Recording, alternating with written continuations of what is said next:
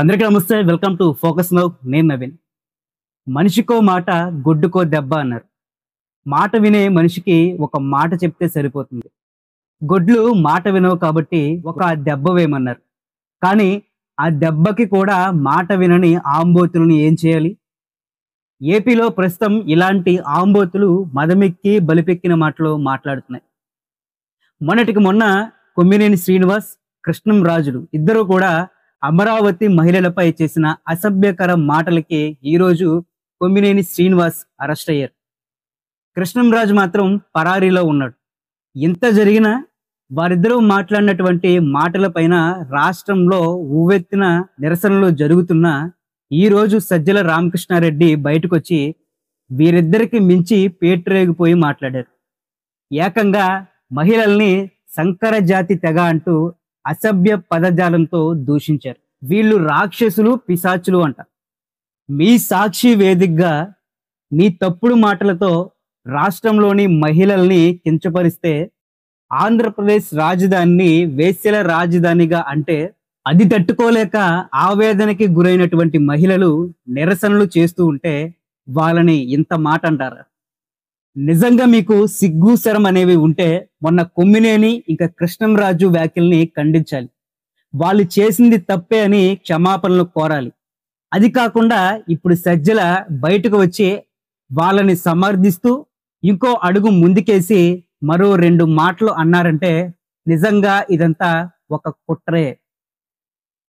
ఆడవాళ్ల పైన గౌరవం ఉన్న వాళ్ళు ఎవరో కూడా ఇలాంటి వర్డ్స్ యూజ్ చేయరు. ఒకవేళ ఎవరన్నా యూజ్ చేసినా వాళ్ళని సమర్థించరు. అలా సమర్థిస్తున్నారు అంటే ఏంటి అర్థం? ఇక్కడ సజ్జల గారు ఒక విషయం మర్చిపోయినట్టున్నాడు. మీరు ఇప్పుడు జీరో బెయిల్ పైన బయట ఉన్నారు అనే విషయాన్ని మీరు మర్చిపోయారు. అది కూడా కండిషన్ బెయిల్. ఇలా రెచ్చగొట్టేటువంటి మాటలు, సమాజానికి హాని కలిగించేటువంటి మాటలు మాట్లాడితే ఆ బెయిల్ కూడా క్యాన్సిల్ అయ్యే అవకాశం ఉంది. బెయిల్ పై ఉండి కోర్ట్ రూల్స్ కి అగైనెస్ట్ గా మీరు ప్రవర్తిస్తే కోర్టులు సీరియస్ యాక్షన్ తీసుకునే అవకాశం ఉంది అనే విషయాన్ని మర్చిపోయారా?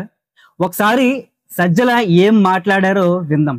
ఆ వీడియో ప్లే చేస్తే కాపీరైట్ వస్తుంది కాబట్టి ఓన్లీ ఆడియో మాత్రం వినిపించే ప్రయత్నం చేస్తాను. అవమానిస్తారా? ఆయన ఛానల్ అవమానిస్తారా? మీ కడుపు మంటంతా ఒక తప్పుడు దీని మీద వేసి చేసుకొని మీ అక్కసంతా అసహ్యకరమైన రీతిలో ఫోటోలు తెచ్చి బయట వేసి చెప్పులతో కొట్టడాలు, అసలు దాన్ని ఏమంటాం, పిశాచాలను కూడా ఇట్లా చేయము, రాక్షసులు అనలేవు. ఇవంతా సంకర ఇది ఉన్నట్టుంది. ఇవన్నీ కలిస్తే తయారైన తెగ ఏదో ఒకటి ఉన్నట్టుంది. ఆ తెగ పూనుకుంటే మాత్రమే ఇట్లా చేయగలదు. దాంట్లో అంటే ఇంకా ఘోరము బాధ కలిగించి భయం వేసేది ఏంటంటే ఈ తెగ అనార్గనైజ్గా లేదు, ఆర్గనైజ్ అయింది. విన్నారుగా, ఎవరు సంకర జాతి, ఎవరు సంకర జాతి ఏంటంటే మీరన్న మాటలకి ఆవేదనకి గురై గోడలకి ఫోటోలు అంటించి చెప్పుతో కొడితే అది మీకు తప్ప? మరి మీరు ఎన్నికల ప్రచార సభల్లో చేసిందేంటి?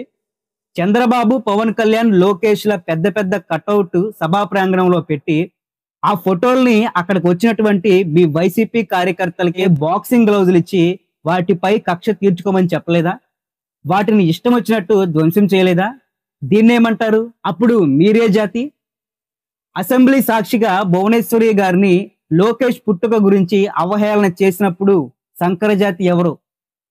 పవన్ కళ్యాణ్ పెళ్లిళ్ళ గురించి, ఆయన భార్య గురించి అనరాని మాటలు అన్నప్పుడు మీరు రాక్షసులు, పిశాచులు కాలేదా? లోకేష్ భార్య బ్రాహ్మణిపై ఫోటో మార్ఫింగ్ చేసి పోస్టులు పెట్టినప్పుడు మీరే జాతి? జత్వానీ కేసులో మీరు చేసిందేంటి? రాజకీయాలకి సంబంధం లేనటువంటి ఆడవాళ్ళు వాళ్ళ బతికేదో వాళ్ళు బతుకుతున్నారు, వాళ్ళ కాపురలేదో వాళ్ళు చేసుకుంటుంటే వాళ్ళనే రాజకీయాల్లోకి లాగి వాళ్ళని అవహేళన చేసి మాట్లాడినప్పుడు మీరు పిశాచులు, రాక్షసులు అవరా? ఇప్పుడు చెప్పండి, ఎవరు రాక్షసులు, ఎవరు పిశాచులు? గోడకి ఫోటోలు తగిలించి చెప్పుతో కట్టడం తప్పైపోయిందా? అవకాశం లేదు కానీ లేకపోతే ఆ చెప్పులు మీ చెంపల మీద పడేవి. మీరంటుంది ఎవరినండి? రాష్ట్ర మహిళలు ఎవరో? తల్లులు, అక్కలు, చెల్లెళ్ళు, మేనకోడలు ఇలాంటి వాళ్ళేగా రాష్ట్రంలో ఉంది. అలాంటి మహిళల పైన మీ అక్కసు చూపిస్తున్నారా? జగన్ రెడ్డి ప్రతిసారి అంటూ ఉండేవాడుగా, నా అక్క చెల్లెములు, నా అక్క చెల్లెములని. ఇదేనా ఆ అక్క చెల్లెమ్మల మీద చూపించే గౌరవం? ఇంకోటి ఏమన్నారు, వీళ్ళంతా కూడా ఆర్గనైజ్డ్ గ్రూపా? అవును, వీళ్ళు ఆర్గనైజ్డ్ గ్రూపే. రాష్ట్రం కోసం, రాష్ట్ర ప్రజల కోసం, రాష్ట్ర ప్రజల ప్రయోజనాల కోసం వీళ్ళంతా ఆర్గనైజ్డ్ గా ఉండి భూములు ఇచ్చారు. వాళ్ళ పిల్లల స్వార్థం చూడకుండా ఈ రోజు మనం రాష్ట్రానికి భూములు ఇస్తే రాష్ట్రం బాగుపడుతుంది, కంపెనీలు వస్తాయి, రాష్ట్రం అభివృద్ధి చెందుతుంది, దాని తర్వాత మన తరాలు బాగుపడతాయని ఆర్గనైజ్డ్ అయ్యారండి. నిజంగా వీళ్ళకే పాలాభిషేకం చేయాలి, కాళ్ళకి నమస్కరించాలి. అది పోయి సంస్కారహీనంగా మదమెక్కినటువంటి మాటలు మాట్లాడడం నిజంగా ఇది మనుషుల తీరు కాదు. ఇక్కడ అర్థం కాని విషయం ఏంటంటే, ఈ మాట్లాడినటువంటి ముగ్గురు కూడా జర్నలిస్టులే, సీనియర్ జర్నలిస్టులు కదా. వీళ్ళందరూ మొదటి నుంచి ఇదే వ్యక్తిత్వంతో ఉండేవాళ్ళ, లేకపోతే జగన్ పక్కన చేరాక ఇంత దారుణంగా తయారయ్యారా అనేది అర్థం కానటువంటి విషయం.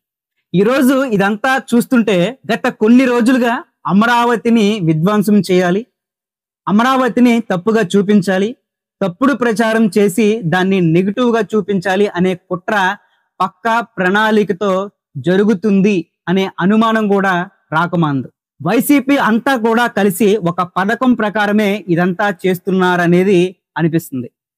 ఇదే గనక కంటిన్యూ అయితే రాష్ట్ర ప్రగతి పరువు పోయే ప్రమాదం ఉంది. దీనికి అడ్డుకట్ట వేయాలి, ప్రజల్లో ధైర్యాన్ని, ఆత్మవిశ్వాసాన్ని పెంచాల్సినటువంటి అవసరం ఉంది.